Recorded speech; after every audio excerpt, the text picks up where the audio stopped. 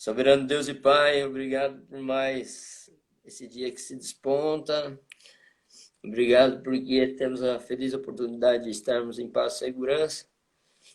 E mais uma vez, vamos meditar aqui na Tua Palavra, capítulo 48 do livro dos Ungidos. Que o Senhor use a Emanuele, que ela possa ser guiada por Ti, ó Deus, nesse momento. É o que nós te suplicamos, desde já agradecido, no precioso nome de Jesus. Amém, Senhor. Vamos lá. É com você. Partilha bem É, conosco.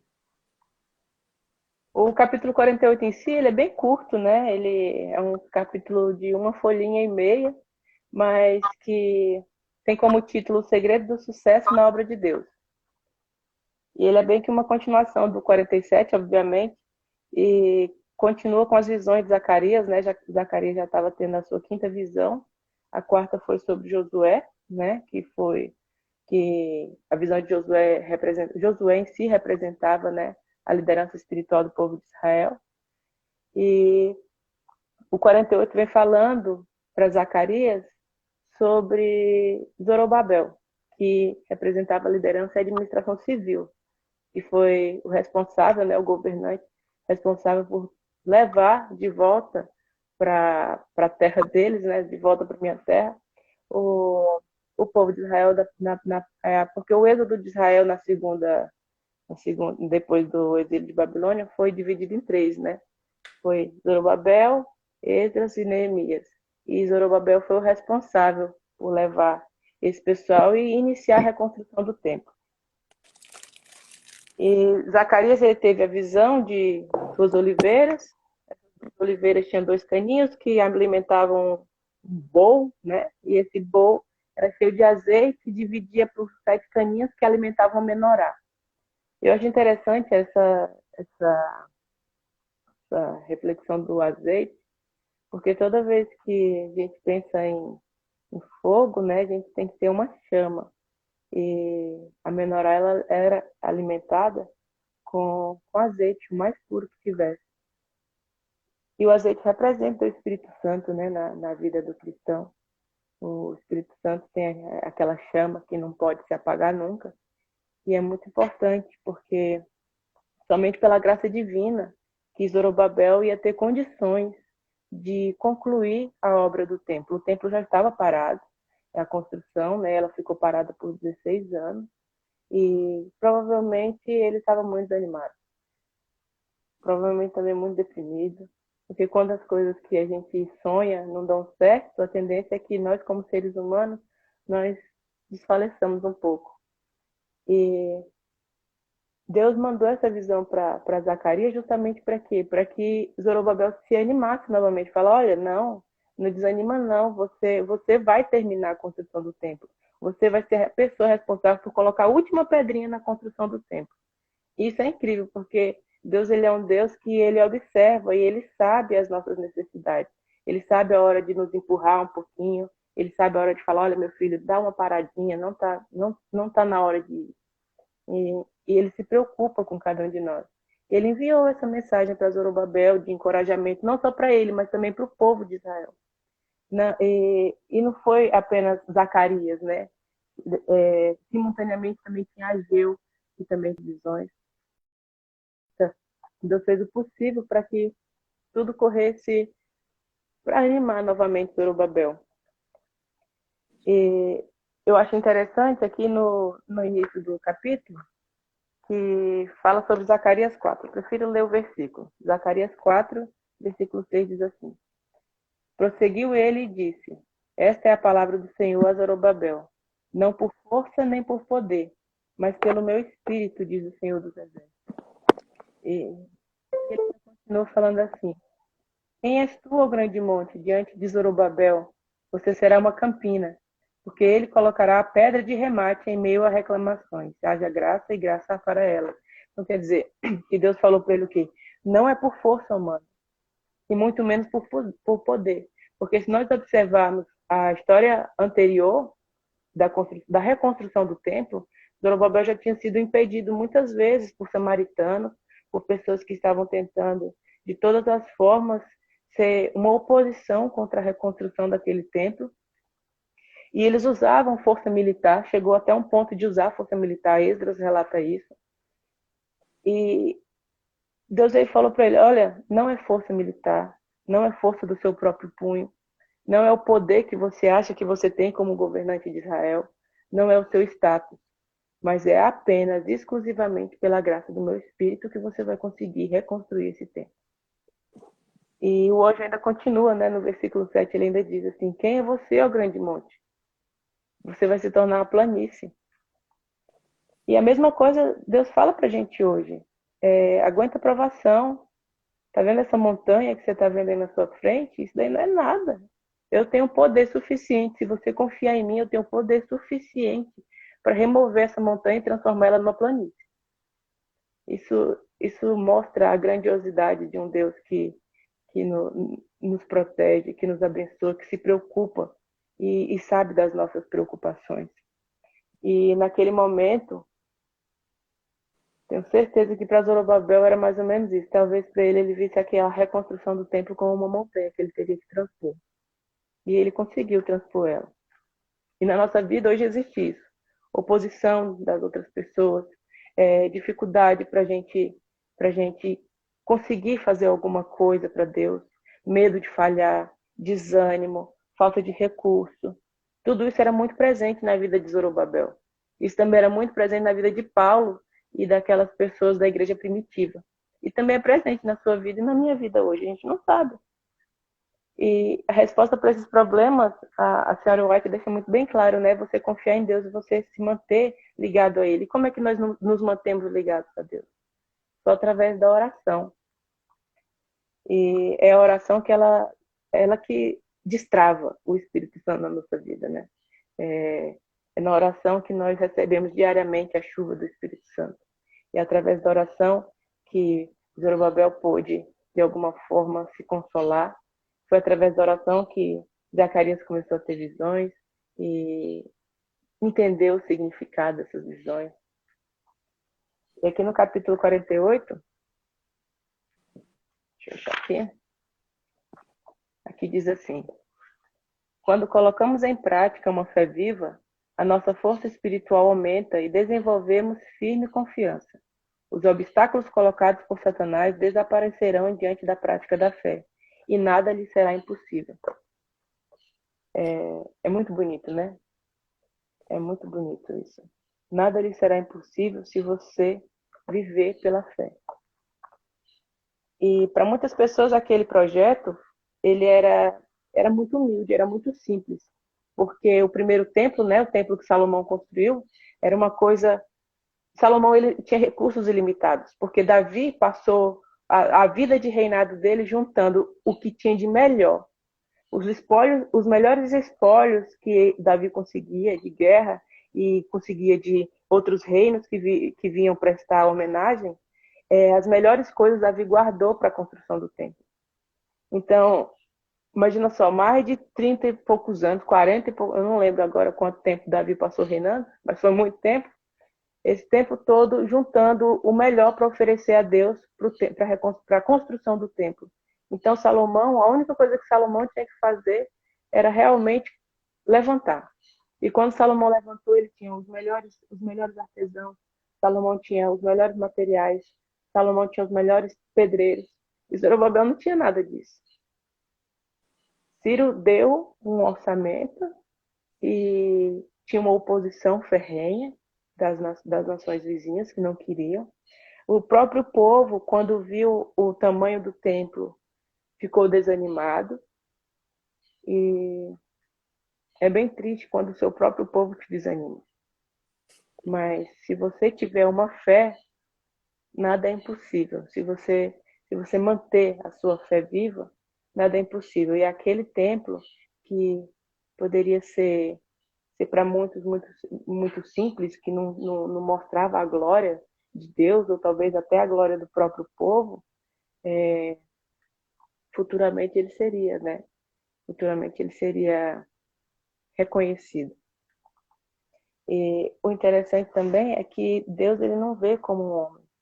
Aquele povo era tudo muito simples, tudo muito difícil, Mas Deus ele não enxerga dessa forma, né? Os nossos olhos humanos não são capazes de compreender como Deus enxerga. Provavelmente só quando Jesus voltar que a gente vai perguntar, Pai, como é que o Senhor viu tanta bondade em mim quando nem mesmo eu via? Né? Pai, como é que o Senhor viu grandeza naquele templo quando aquele templo era menor, metade do templo original? E eu pesquisei ontem, e a maior sequoia que tem aqui no Brasil, ela fica na floresta amazônica. Ela tem 88 metros. Para ela chegar a 88 metros, ela não surgiu com 88 metros. Não Ela nasceu. precisou ser uma pinha. Exatamente. Ela precisou ser uma pinha.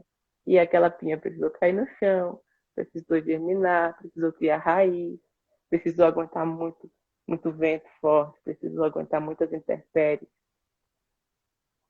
E Deus, ele é assim. Deus, ele começa nas coisas pequenas, nas coisas mais simples. E a nação de Israel, ela também não começou com 12 tribos, milhares de pessoas. A nação de Israel começou com uma promessa. A nação de Israel, ela começou com um bebezinho chamado Isaac. O povo de Israel, ele não foi liberto do Egito de uma hora para outra. O povo de Israel precisou sofrer muitas provações. Um nenenzinho chamado Moisés precisou ser resgatado das águas. Depois ele precisou crescer no meio desses egípcios. Aí depois ele precisou ir para o deserto para ele poder entender e compreender quem era o Deus de Israel. Para depois ele vir e servir aquele Deus e libertar o povo. Deus, ele tem um processo e o processo de Deus, ele começa das coisas mais simples.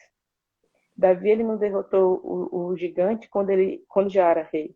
Davi, ele derrotou o gigante com uma pedrinha, uma funda, quando ele ainda era adolescente. Deus, ele se manifesta nas coisas simples, nas coisas humildes. E o capítulo 48, ele termina justamente falando sobre isso, sobre a reconstrução do templo. No versículo 7 de Zacarias 4, diz que Zorobabel, ele iria colocar a pedra para terminar o templo. E ele conseguiu. Apesar de todas as dificuldades, ele conseguiu reconstruir o templo. Mas o templo, como o templo de Salomão, não caiu fogo do céu para consumir a oferta do altar, não, não tinha mais a Arca da Aliança, então a Shekinah já não existia mais no meio do propiciatório sobre os dois anjos. A Arca da Aliança já tinha se perdido há muito tempo. O segundo templo, ele não tinha a beleza do primeiro, ele tinha metade do tamanho do templo de Salomão. Mas mesmo assim Ageu profetizou. E Ageu disse o quê? A glória da segunda casa será maior do que a primeira. E, e Deus precisou fazer isso para que o povo entendesse que ele aceitava aquele templo da forma que era. Deus, ele precisou mandar a visão para Ageu para que o povo entendesse que não eram coisas sobrenaturais que importavam, mas o que importava era porque o Messias iria andar pessoalmente naquele templo. Só na questão de Jesus ter andado naquele templo que Zorobabel reconstruiu, só na questão de, na verdade, Zorobabel reconstruiu e depois Herodes tentou arrumar de novo, né, porque já estava bem antigo, e o templo de que Zorobabel reconstruiu, ele durou mais tempo que o templo de Salomão. O templo de Zorobabel durou 500 anos, mais de 500 anos. Então, isso nos mostra que realmente a glória da segunda casa foi muito maior do que o da primeira. Jesus, ele andou naquele templo. Jesus curou naquelas imediações do templo. Ele pregou. Quantas pessoas Jesus não tocou o coração nos momentos que ele andava por lá? Isso comprova, né, que a profecia de Ageu se cumpriu. Eu achei bonito, Emanuel, essa parte aí, quando falou aqui que Jesus, o desejado de todas as nações, santificou o segundo templo com a sua presença. Né? Exatamente. A presença dele é que dá o significado ao templo, né? Templos suntuosos, cheios de ouro, que seja por dentro. Sem a presença de Jesus é a mesma coisa que um casebre qualquer. Né? Foi verdade. Esse segundo tempo se E ficou glorioso pela presença dele. pela presença dele. E foi nesse templo que o véu se rasgou em duas partes, quando Jesus estava no Calvário. Então, o templo, o segundo templo, pequenininho, sem a Arca da Aliança, sem a Shekinah, sem a nuvem da presença de Deus, foi honrado grandiosamente pelo próprio Deus em carne e osso que andou por lá, né? E queria encerrar, para mim, a mensagem principal do capítulo é justamente essa. Deus, ele inicia as coisas da forma mais humilde possível, para que futuramente ela seja grandiosa. É melhor você ter uma empreitada muito difícil, você ter uma empreitada dura, um início simples, modesto, mas na certeza de que futuramente você vai ter uma vida eterna, do que você ter um final fracassado, porque você iniciou cheio de pompa e circunstância. E a senhora White fala justamente sobre isso nesse capítulo, o caminho de Deus e o caminho do mundo. O caminho de Deus é um caminho árduo, ele é um caminho difícil, de escolhas difíceis. É um caminho estreito, né? Você não pode vacilar um pouquinho para cá, um pouquinho para lá. Mas enquanto o outro caminho é bem largo, cheio de comodismo, cheio de facilidade, Tobogã. mas o final é fracassado. Infelizmente é fracassado. Exatamente.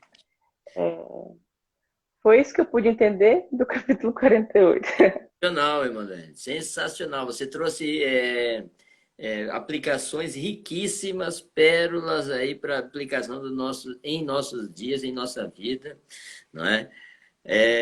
Às vezes, eventualmente, estejamos querendo fazer algo grandioso para que Deus enxergue a nossa relevância nesse planeta, ou quem sabe estamos esperando algo suntuoso, ou a nomeação para um cargo de destaque na igreja, alguma coisa tipo, para eu fazer algo para Cristo, tal. Meu, nunca foi preciso, né? Suntuosidade, pompa ou poder ou riqueza do ser humano para que a obra de Cristo avançasse e para que sejamos honrados perante Ele, né?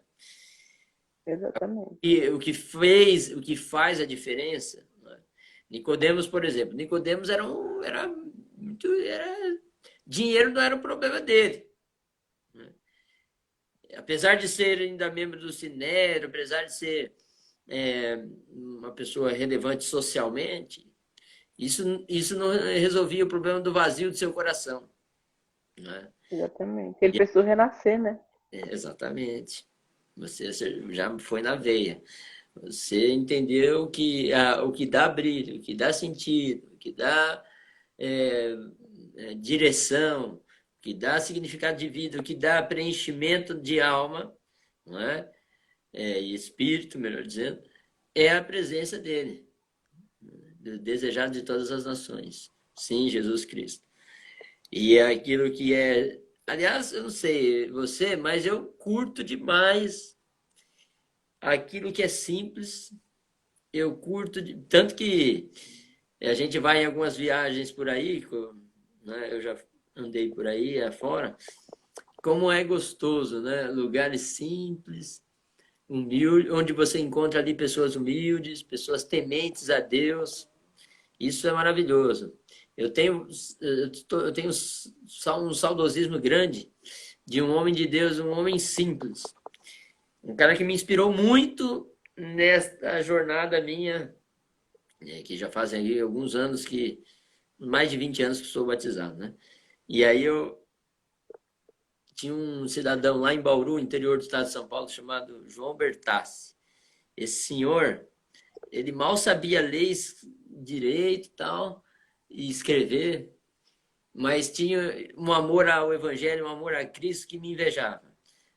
Quando ele, no sábado à tarde, sabe o que ele fazia? Ele pegava e escrevia no papelzinho, escrevia com a mão dele os versinhos dos estudos bíblicos que ele tinha, e pegava esses versinho como... Porque é o seguinte, como ele foi católico, né, anteriormente, ele falou, não, esses versos especiais, eles precisam ouvir. E depois ele ia na casa dos irmãos dele antigo E e colocava deixava. debaixo da porta. E colocava debaixo da porta o versículo. E assim ele ia evangelizando, ia com a bicicletinha, levando a mensagem de salvação para as pessoas. E aí ele pediu para mim um tempo digitar os versos para ele, para ficar a letra ficar melhor. E aí ele recortava a impressão que eu fazia dos versos. Aí eu fico pensando, né? Hoje a gente com tantos recursos, com tanta meios, né, de alavancarmos e disseminarmos as boas novas, às vezes aí bate a leseira, a preguiça, sei lá o que é, misericórdia. Então, assim, É, obrigado por suas colocações, você bem trouxe algumas ilustrações sensacionais aí, né? Que nenhuma árvore que dá fruto, ela nasce árvore, né? Ela primeiro vem como uma semente. E que assim seja a palavra de Deus brotando na vida dos nossos ouvintes, dos nossos amigos que estão conosco.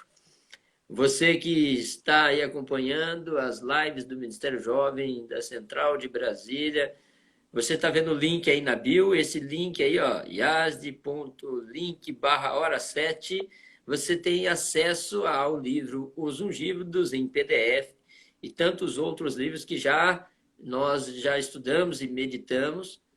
Fique ligado que logo, logo esse livro vai terminar e já vamos iniciar um outro. Você tem acesso ao material e pode estar meditando na palavra junto conosco. Deus está cuidando, como o Alexandre bem colocou aí, do seu povo e ao longo dos tempos. Deus siga abençoando a todos. E, Manuel, feche conosco aí, querido, com a oração, para que Deus abençoe amém. o dia e dirija a nossa vida e orando por essa turma aí que está conosco aqui online. Vamos orar então. Pai amado, Deus da glória, observador da nossa vida, obrigada, Senhor, porque, apesar de tudo, o Senhor nos abençoa, o Senhor busca sempre nos, nos abençoar para que possamos levar a tua mensagem adiante, seja da forma mais simples que nós sabemos fazer, ou seja, Senhor, através de coisas mais elaboradas, mas que o objetivo central seja sempre levar a tua palavra adiante. Pai, abençoe cada pessoa que está assistindo essa live ou que irá assistir. Que ela possa ser abençoada, que o dia dela possa ser um dia de grandes bênçãos. Cuida de cada um de nós, cuida também, Senhor, das nossas necessidades. O Senhor sabe que cada um necessita. É o que nós pedimos e agradecemos pelo Teu Filho Jesus. Amém. Amém.